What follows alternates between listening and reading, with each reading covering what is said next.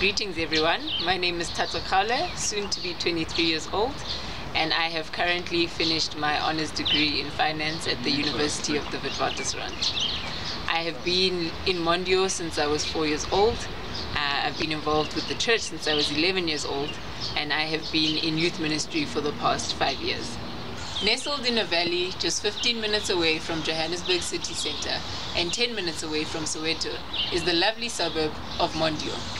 Known as the Jewel of the South, it boasts the Klip-Riversberg Nature Reserve, 4 local schools, a police station to ensure the safety of the suburb and surrounding areas, as well as a recreation centre.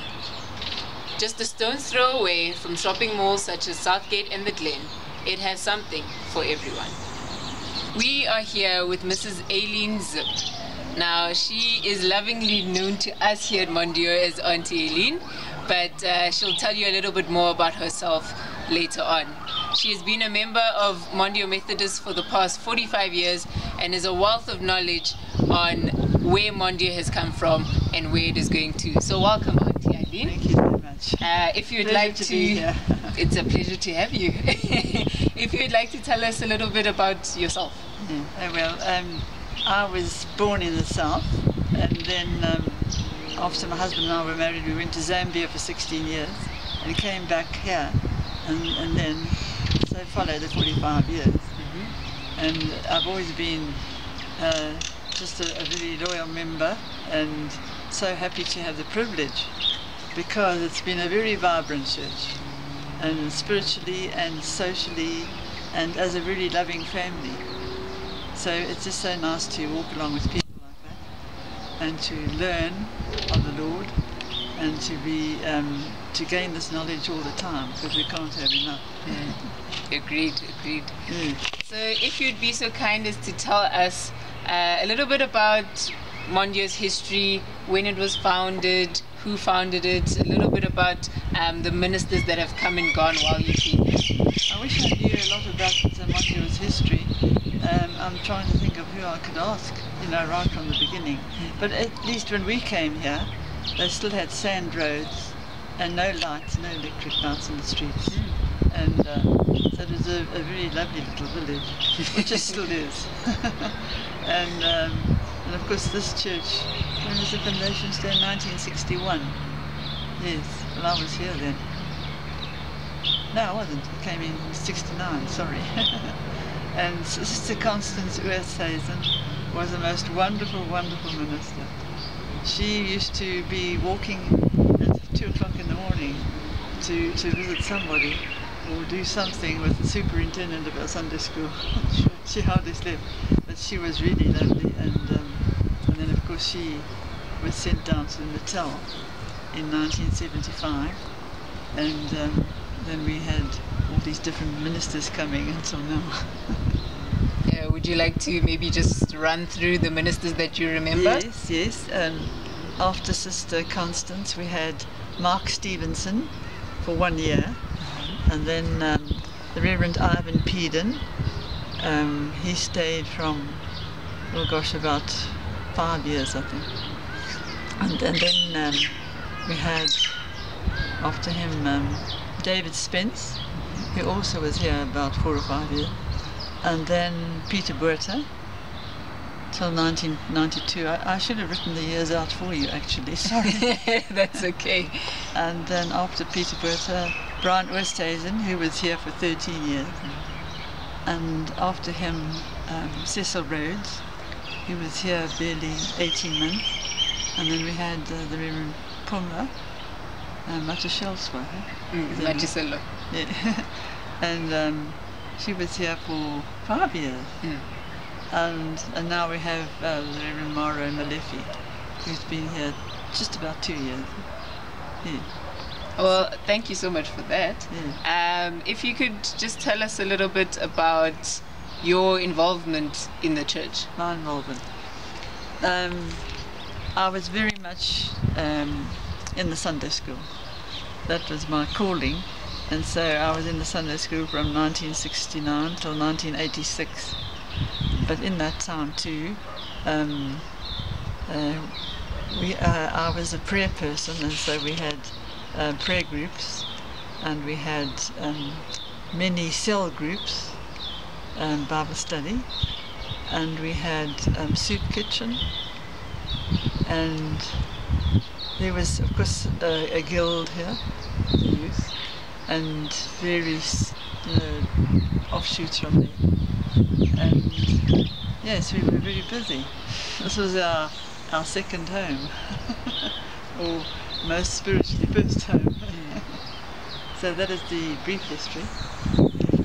And then would you like to tell us a little bit more about how, seeing as Mondeor is so close to Soweto, what you can remember at the time of the uprisings in 1976? Did it have any effect on the church? And if any, can you elaborate on that? Well, of course, we were all very startled and upset about it.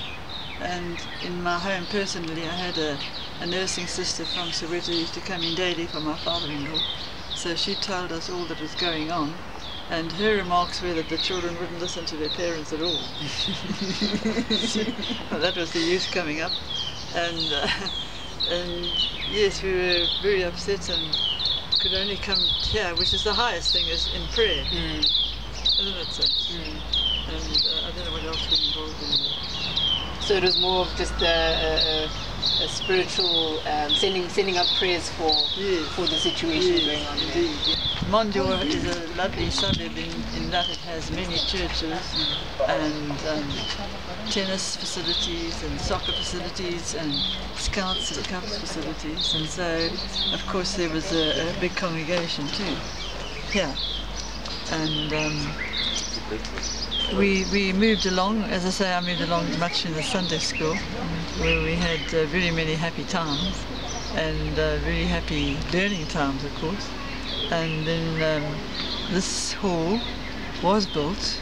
It was our hall, our Sunday school hall, and then it became the church in 1985, beginning 86.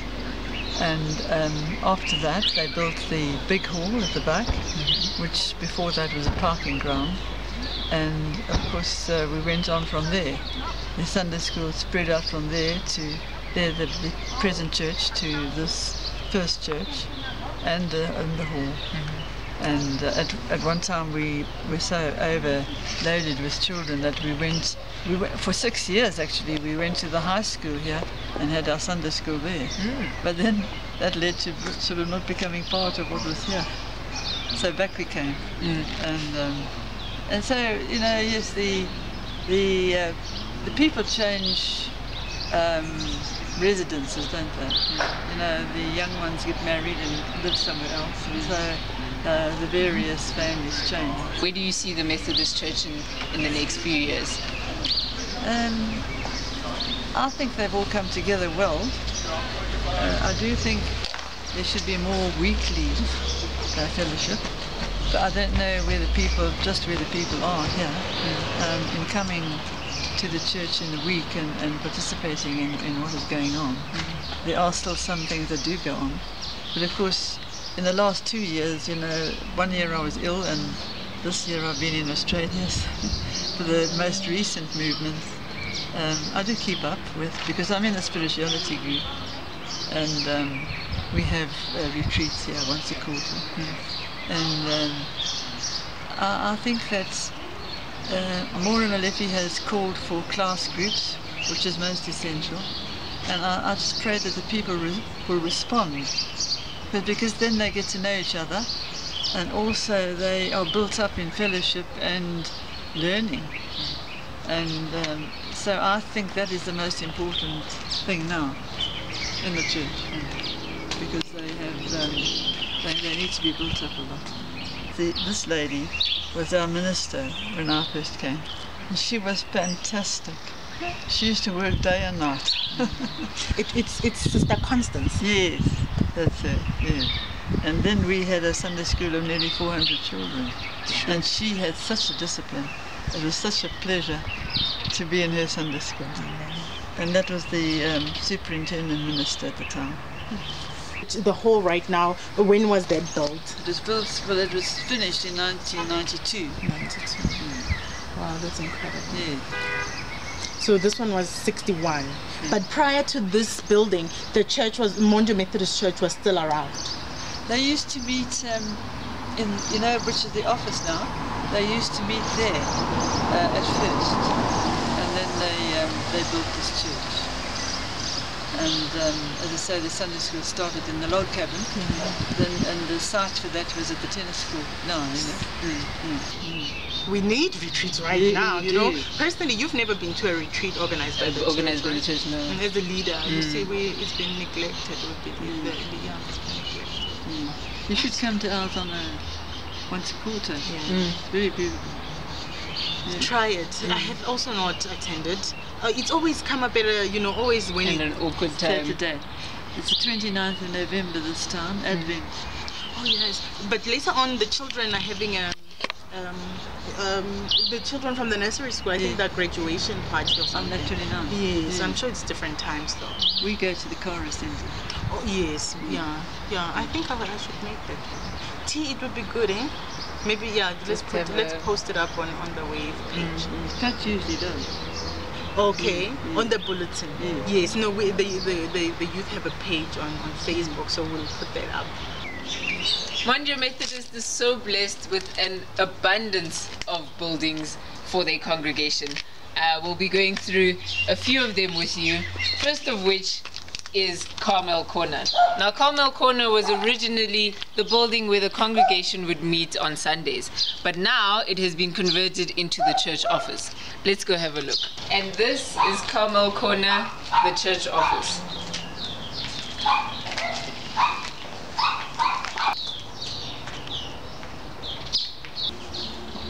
As a small community, Mondeor is all about family. And so in remembrance of all their loved ones, there's the wall of remembrance at Mondeor Methodist Church, where families can come, put up a plaque in memory of their loved ones. With a growing congregation, there was a need for larger premises.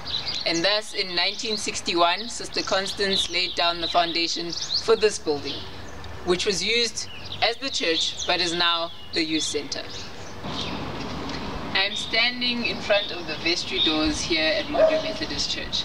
Now, originally this building was the church hall, but it has now been converted into the main church building.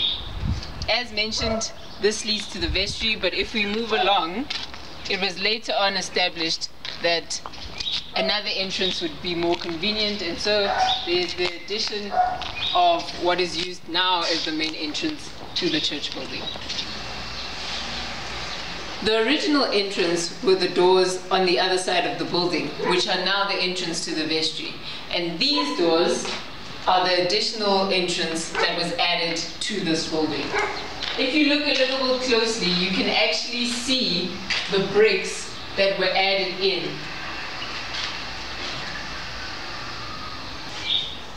With the old hall being converted into the church building, it was decided, as Auntie Eileen alluded to earlier, that the funds raised towards the building fund would go towards this building, which is now the church hall. The children's church make use of this facility every Sunday. We're here with Mondeor Methodist Church caretaker, Mum Joyce. Mum Joyce, it's very good to see you this morning and to chat to you a little bit. So if you, and not forgetting your lovely granddaughter, Pilile, as well. I'm sure she's just wondering what's going on. Exactly. But if you'd just like to tell us how long you've been working at Mondeor Methodist and the reverends that you have seen come and go while you've been here. Well, I was here in 1990 December. Then I was with Peter Potter. After Peter Potter, I was Brian Oosthuizen. After Brian Oosthuizen was Cecil Rhodes. After Cecil Rhodes was Pumla. After Cecil Pumla, Mora, Molife. And then that's it. And then your time here, how you've been here since 1990? Since 1990. Until now. And your experiences as working as a caretaker, the behind the scenes of keeping the church running, how has that been for you? That was fine for me because they keep with my children. Yeah, that's it. I'm staying with my children. That's it. Oh, thank you so much. My children and my grandchildren. Okay, thanks. Thank you. Yeah. Behind me is the Kara Center. Now this is a multi-purpose building which was bought by the church and is utilized by the children's church as well as other support groups during the week.